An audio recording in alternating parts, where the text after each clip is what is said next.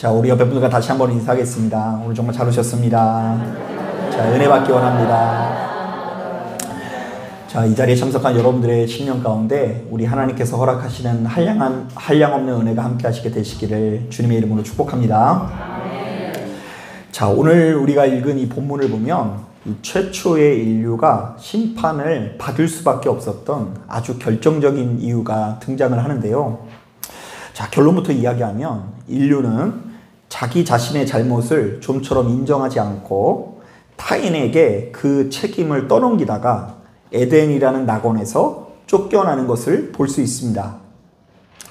자, 먼저 8절을 보니까 이 아담과 하와는 여호와의 낯을 피해 동산 나무 사이에 숨었다고 하는데요. 자, 바로 이것은 아담과 하와가 자신이 저지른 이 잘못들 앞에서 어떠한 태도를 보이고 있는지를 드러내고 있는 말씀입니다. 자, 그들은 자신의 잘못을 좀처럼 인정할 생각이 없고요. 자, 끝까지 감추려 했다라는 것을 바로 이 말씀을 통해서 드러나고 있는 것이죠. 자, 실제로 그들은 하나님 앞에 끝까지 죄송하다 내지는 잘못했다라는 이야기를 하지 않는데요. 특히 12절부터 13절을 보면 아담은 이 모든 책임을 누구에게 전가시키죠? 예, 하와에게 전가시키고 있고요. 하와는 이 모든 책임을 뱀에게 전가시킵니다. 자, 그러니까 잘못됐다라는 삶, 잘못했다라고 고백한 사람은 아무도 없고 순전히 누구 탓이라라는 사람들만 이 말씀 안에 있는데요. 자, 그래서 하나님께서는 바로 이렇게 파렴치한 아담과 하와에게 형벌을 내리십니다. 자, 아담에게는 일평생 노동의 수고를 더하시고요. 하와에게는 잉태와 출산의 수고를 더하십니다. 자, 그렇다면 오늘 우리가 읽은 본문도 사실은 기회의 상실이라는 관점에서 접근을 해야 되는데요. 자, 아담과 하와는 지금 모든 것을 다 알고 계신 하나님 앞에서, 자, 그것도 오래 참고 기다리시는 하나님 앞에서 끝까지 불손한 태도를 보이지 않습니까? 자, 그래서 그들은 하나님 앞에 무릎 꿇고 철저히 회개할 수 있는 기회, 자, 이른바 용서받을 수 있는 기회가 충분히 있었음에도 불구하고 바로 그 기회를 살리지 못한 것입니다. 자, 그렇다면 우리들은 바로 이런 결론에 이를 수 있는데요. 사람이 고통에 빠지는 것은 자신이 저지른 죄와 허물을 제대로 처리하지 못했기 때문이다. 사실 많은 성도님들이 이제 우리가 하나님을 믿는 사람들이기 때문에 누구보다 거룩한 삶을 살아야 된다고 생각하지 않습니까? 자, 그래서 되도록 우리의 입에서 더럽고 추악한 말이 나가지 않기 위해서 노력하고요. 또한 우리의 마음에도 하나님께서 기뻐하시지 않는 생각을 품지 않기 위해서 그야말로 씨름을 하곤 합니다. 자, 그런데 엄연히 따졌을 때 예수 믿는 우리들은 정말로 죄에서 자유해졌다라는 것이 어떤 경우에도 죄를 짓지 않는다라는 것이 아니라, 자, 이제부터는 회개하는 삶을 살게 되었다라는 것인데요. 자, 그러니까 죄된 우리들은 이 세상을 살다 보면 필연적으로 더러워지고 오염될 수밖에 없으나 수시로 손을 씻고 목욕을 함으로써 청결을 유지하게 된다라는 것입니다. 자, 실제로 이 성경에는 바로 이러한 영적인 원리가 너무나 상세하게 기록되어 있는데요. 자, 우리가 생소할 수 있으나 출애굽기의 끄트머리를 보면 이스라엘은 광야의 한복판에서 그야말로 사력을 다해서 예배 초소를 짓는데 주력을 합니다. 자, 그들은 각종 진기한 천이나 금부치를 이용해서 하나님께서 거하시는 성막을 만들어내고요. 심지어 성막 봉헌 예배까지 아주 성대하게 드리는 것을 볼 수 있습니다. 자, 그런데 이게 웬일입니까? 자, 그 성막을 다 완공했음에도 불구하고, 자, 모세를 비롯한 이스라엘 백성들은 바로 그 거룩한 성막에 들어가요, 못 들어가요? 예, 들어가지 못하는데요. 출애굽기 40장을 보면 바로 그 상황을 이렇게 묘사합니다. 구름이 회막에 덮이고 여호와의 영광이 성막에 충만하매 모세가 회막에 들어갈 수 없었으니. 자, 이것은 성막에는 거룩하신 하나님께서 거하시기 때문에 거룩하지 않은 백성들은 좀처럼 나아갈 수 없었다라는 것인데요.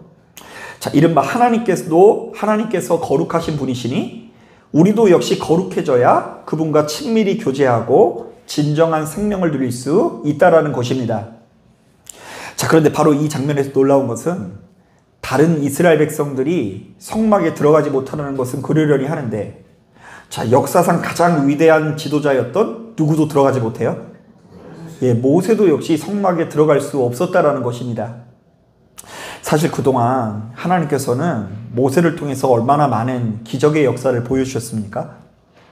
자, 일단 모세를 통해 애굽에 10가지 재앙이 쏟아지고 홍해가 갈라집니다. 또한 이스라엘 백성들이 모세를 통해서 구원의 기쁨을 누린 것이 한두 번이 아닙니다. 자, 그러나 하나님께서는 바로 이런 모세조차도 성막에 들어가는 것을 허락하지 않으시는데요. 자, 바로 여기에 담겨진 메시지는 아주 명확합니다. 자, 인간은 그 누가 되었든 죄된 존재이며 그 누구도 하나님 앞에 완전하지 않다. 자, 그렇기 때문에 하나님께서는 바로 그 뒤에 나오는 레위기 말씀을 통해서, 자, 그러니까 출애굽기에는 사람들이 성막에 들어가요, 못 들어가요? 네, 못 들어가요. 그래서 바로 그 뒤에 나오는 레위기 말씀을 통해서 죄된 인간이 바로 그 성막에 들어갈 수 있는 비결, 즉 죄된 인간이 스스로의 죄와 허물을 해결하고 거룩하신 하나님과 친밀히 교제할 수 있는 비결을 알려주시는데요. 자, 바로 이것이 하나님께 드리는 제사 내지는 예배입니다. 자, 그런데 하나님께서 알려주시는 예배, 제사의 면면을 보면 하나같이 철저히 죄에 대한 고백, 인정, 뉘우침으로 구성이 되어 있는데요. 자, 하나님께서 알려주시는 예배의 형식을 요약하자면 이렇습니다. 여러분 오늘 잘 오신 거예요. 레위기를 좀 요약하는 말씀이기도 한데요. 첫째, 인간은 수시로 죄를 짓고 더러워진다. 자, 둘째, 그렇다면 인간은 그 죄에 대한 대가로 죽어야 하지만 우리가 죽을 수 없으니 그동안 내가 길러오던 양과 소와 비둘기를 대신 죽인다. 자, 셋째, 우리는 나 대신 죽음을 맞이한 양과 소와 비둘기를 보면서 우리가 저지른 죄와 허물을 반성하고 뉘우친다. 자, 그러니까 레위기는요, 그야말로 예배의 본질에 대해서 소개하고 있는데요. 우리가 참되게 예배 드릴 때에 성막에 들어갈 수 있고 거룩하신 하나님과 긴밀히 교제할 수 있는데, 바로 이 예배의 본질이 회개라는 이야기를 하는 거예요. 심지어 성경은 이 땅에 오신 예수께서 우리를 죄에서 건져내시기 위한 화목제물이 되신다라고 증언하는데요. 자, 이것도 역시 예수 믿는 우리들이 고난당하신 예수를 정직하게 마주하게 되면 스스로의 죄에 대한 고백, 인정, 뉘우침들이 나타나 거룩하신 하나님과 더욱 친밀한 관계가 된다는 것을 우리에게 보여주는 것입니다. 자, 바로 이때 우리는 모든 고통에서 벗어나 생명을 누리고요.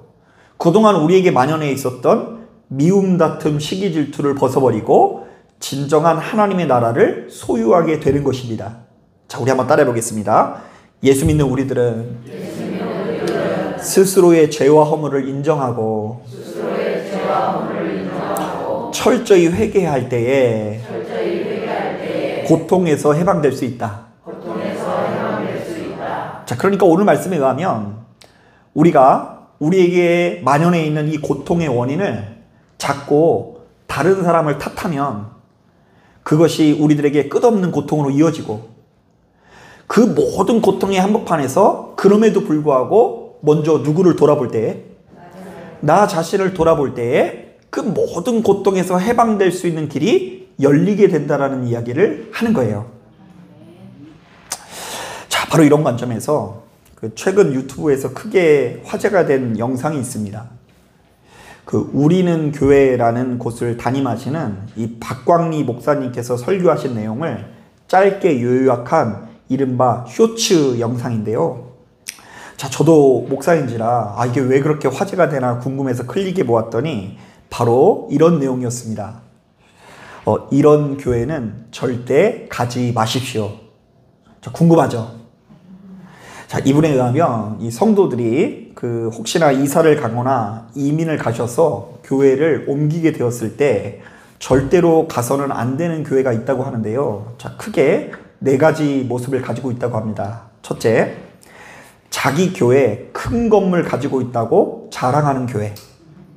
자, 둘째, 담임 목사가 자기 입으로 유명하다면서 능력이 있다면서 자랑하는 교회. 자, 세 번째, 돈 많다고 자랑하는 교회. 네 번째, 사회적으로 유력한 인물이 많이 다닌다고 자랑하는 교회. 자, 그러면서 우리가 왜 이런 교회를 다니면 안 되는지에 대해서 열변을 토하면서 설명을 하시는데요. 자, 일단 자랑은 곧 복음의 반대말이기 때문에 성도들에게 몹시 좋지 못한 영향력을 끼친대요. 자, 그러니까 맨날 자랑하는 거 좋아하는 교회 다니는 성도들은 삶이 망가진다는 거예요. 또한 우리가 그리스도와 적그리스도의 차이를 알아야 되는데, 적그리스도는 늘 힘을 과시하기 마련인데 바로 이 과정에서 항시 주변에 있는 양들을 못 살게 굴고 잡아먹기 때문에 바로 이런 데는 다녀서는 안 된다는 것입니다. 자, 그런데 바로 이 메시지가 오늘날 이 시대를 살아가는 성도들에게 어찌나 큰 공감을 일으켰는지 무려 조회수가 50만 회 이상이 찍혔을 정도로 이 성도님들의 폭발적인 관심을 끌었습니다. 자, 사랑하는 여러분, 저도 역시 목회를 하면서 세상 자랑은 복음의 반대말이라는 것을 크게 공감하는데요.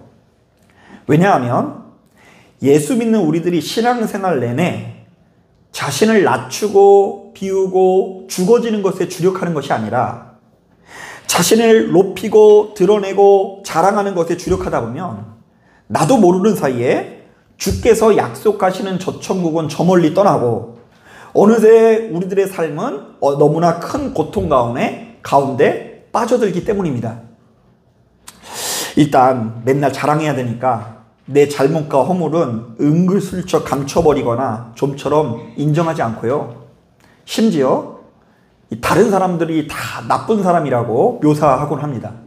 그러니까 자기가 잘못해놓고 그 탓을 누구한테 돌린다고요? 다른 사람. 나는 자랑해야 되니까. 또한 더 나아가서 맨날 자랑해야 되니까 큰 욕심에 사로잡혔다가 파멸에 이르게 되고요. 그리고 정말 안타까운 것은 내가 번번이 욕심에 이끌려 자신의 삶을 그렇게 망쳤으면서도 끝까지 그 어떤 반성과 돌이킴도 없이 주님 오실 때까지 다른 사람들만 탓하고 있다는 것입니다. 자, 그렇다 보니 그 어디에서도 평화와 안식은 찾아볼 수 없고요. 다툼과 분쟁이 끊어지지 않게 되는 것이죠. 자, 바로 이런 관점에서 조나단 에드워즈라는 신학자는 균형 잡힌 부흥론이라는 책을 통해 교만이야말로 우리의 인생을 영원한 고통에 빠지게 하는 근본 원인이라고 주장하면서 영적인 교만에 빠진 성도의 태도들을 이렇게 지적합니다. 자, 첫째, 다른 사람의 죄에 대해서 신랄하게 비판한다. 자, 다른 사람의 결점에 대해서도 비난한다. 자기를 과시한다.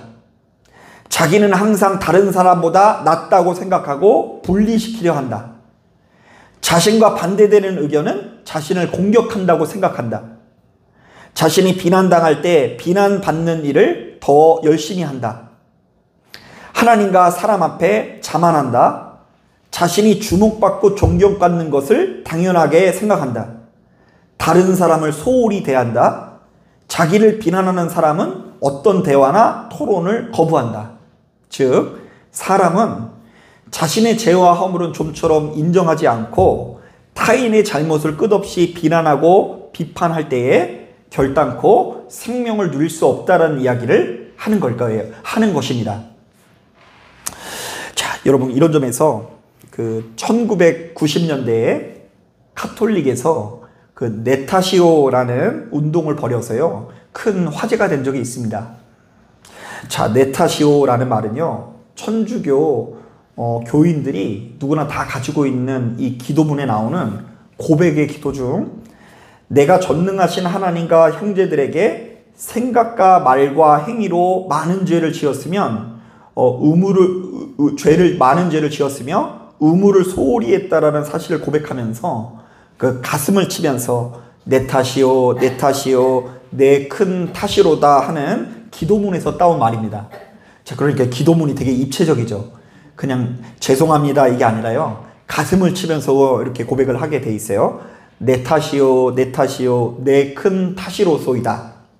자, 그런데 바로 이 말이 당시의 냉소적인 사회 분위기와 맞물려서 큰 반향을 일으키며 화제가 되었는데요. 자, 그러자 당시 서울대 교구장이었던 김수환 추기경은 신도들에게 내 탓이요 스티커를 이 자동차 뒷유리에 붙일 것을 요구하면서 전국의 도로에는 내 탓이요 스티커를 붙인 차량들이 수없이 등장하게 됩니다. 자, 그러나 이러한 노력에도 불구하고 가톨릭의 내 탓이요 운동은 그리 오래가지 못하고 금세 자취를 감추게 되었는데요. 자, 일전에 함께 교제하던 목사님께서 그 이유를 이렇게 분석하시는 이야기를 들었어요. 자, 자신도 역시 90년대에 비록 카톨릭이긴 하지만 바로 이 캠페인에 큰 감명을 받고 내 탓이요라는 그 스티커를 어떻게든 구해가지고 자신의 차에 붙였대요. 자, 그리고 그걸 보면서 하나님 내 탓입니다, 내 탓입니다 이러면서 기도하면서 그 운전대를 잡으셨는데요. 하루는 이분이 운전을 하다가 접촉사고가 나서 앞에 차와 시비를 가리게 되었는데 앞차의 운전자가 하도 뻣뻣하게 나오니까 그 자리에서 어찌나 화가 나는지 내 탓이라고 했을 것 같아요? 다른 사람 탓이라고 했을 것 같아요? 니 탓이요 하면서 정말로 대판 싸우게 되었다고 합니다. 자, 그러니까 아무리 스티커 붙여도 소용이 없었다라는 이야기를 하더라고요. 자, 그런데 이게 웬일입니까? 하필이면 그 난폭 운전자가 바로 그 주에 자신의 교회에 새신자로 출석을 했더랍니다. 자, 그러니까 이 목사님이 어떻게 했을까요? 정말 쥐구멍이라도 들어가고 싶은 마음이 들었지만 납작 엎드려지면서 그분에게 이렇게 말했다고 합니다. 아이고 죄송합니다. 제가 다 부덕한 탓입니다. 자, 그러면서 이 목사님께서 이렇게 이야기를 하시더라고요. 자신도 그나마 교회에서 목사 가운을 입고 있으면 그래도 남들 앞에서 고개를 숙이면서 내 탓이요 하지만 운전대만 잡으면 맨날 남 탓하면서 욕이 나온다는 거예요. 자, 그런데 목사 가운을 입지 않은 성도들은 오죽하겠냐는 것입니다. 자, 내 탓이요 스티커를 100개 붙여도 당연히 쌍욕이 나올 수밖에 없고요. 우리의 본성을 좀처럼 컨트롤할 수 없다라는 것이죠. 자, 그런데 저는 이 이야기를 듣는데 문득 이런 생각이 들었습니다. 만약 우리가 눈에 보이지 않지만 영적으로 늘상 가운을 입고 있고 눈에 보이진 않지만 그래도 손에 하나님의 말씀을 들고 있다면 좀 낫지 않을까? 실제로 저는 아무래도 목사니까 그래도 평상시에 자주 예배를 드리지 않습니까? 그 새벽 예배도 매일같이 드리고 수요 예배, 금요 기도회를 드립니다. 자, 그런데 바로 이 예배로 인한 효과를 그래도 꽤 보고 있는 것 같은데요. 자, 매일같이 기도하는 가운데 생긴 은혜의 여운 때문에 그래도 나의 언행 심사를 많이 조심하게 되고요. 어쩌다 크게 실수를 하더라도 화를 냈더라도 예배를 드린 이후에도 그래도 주변 사람들에게 한 번이라도 미안하다라는 말을 더 하게 되더라고요. 자, 그러니까 그 사람이 제대로 신앙생활을 하는지를 어떻게 알 수 있냐면요. 그 사람이 너무 실수를 했냐 안 했느냐를 보지 마세요. 실수는 누구나 다 한다 안 한다? 실수를 한다. 그런데 실수를 했을 때, 무례한 행동을 했을 때 그 이후에 그 사람이 그것을 사과를 하느냐 안 하느냐를 보셔야 돼요.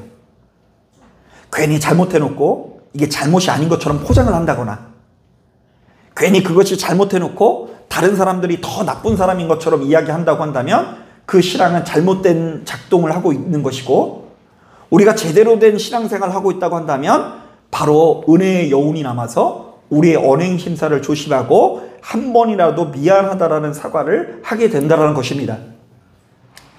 실제로 이 말씀을 준비하면서 곰곰이 생각해 보았더니 저희 집안이 그래도 이렇게나마 평안을 누릴 수 있는 것은 100% 예배 생활에 의한 결과물이라는 생각이 들었는데요. 자, 그래서 이제 모르시는 분들은 아이고 사모님이 참 성품이 좋으니까 뭐 평화가 유지되는 것 같네요 이렇게 얘기하는데 벌써 이게 떨어지잖아요. 그죠? 사모님이 성품이 좋은 게 아니라 제가 성품이 좋은 게 아니라 우리가 예배를 드리기 때문에 그 예배를 통해서 얻은 여운 때문에 나의 삶에 수시로 브레이크를 걸기도 하고 내가 하나님 앞에 주변에 있는 사람들 앞에 죄인이라는 신앙 고백이 자리 잡은 덕분에 그래도 이만큼 평안을 누리고 안식을 누린다라는 것입니다. 자, 그런데 만약 우리가 이렇게 맨날 모여서 예배드리고 기도함에도 불구하고 갈수록 목에 힘이 들어가고 타인에게 인색하고 평생토록 누구에게 미안하다라는 말 한마디 못하고 남의 탓만 한다고 한다면 우리의 인생이 어떻게 될까요? 자, 기도해야 한다는 핑계로 나는 의로운 사람이에요. 나의 삶이 조금 승승장구하고 잘 풀린다는 이유로 이곳저곳에 가서 가르치기 시작하는 거예요. 이렇게 해야 된다고, 이렇게 살아야 된다고. 만약 우리가 그러한 삶으로 이어진다고 한다면 우리의 삶은 나도 모르는 사이에 크게 병이 들게 될 것입니다. 여러분, 지난주에 제가 구원은 그렇게 먼 곳에 있지 않다고 하면서 신명기 30장을 인용했는데요. 자, 신명기 30장을 보면 이런 말씀이 있다고 했죠. 내가 생명과 사망과 복과 저주를 내 앞에 두었은즉 너와 내 자손이 살기 위하여 생명을 택하고 내 하나님 여호와를 사랑하고 그의 말씀을 청종하여 또 그를 의지하라. 자, 그런데 이것은 이번 시간에도 동일하게 적용할 수 있는 말씀입니다.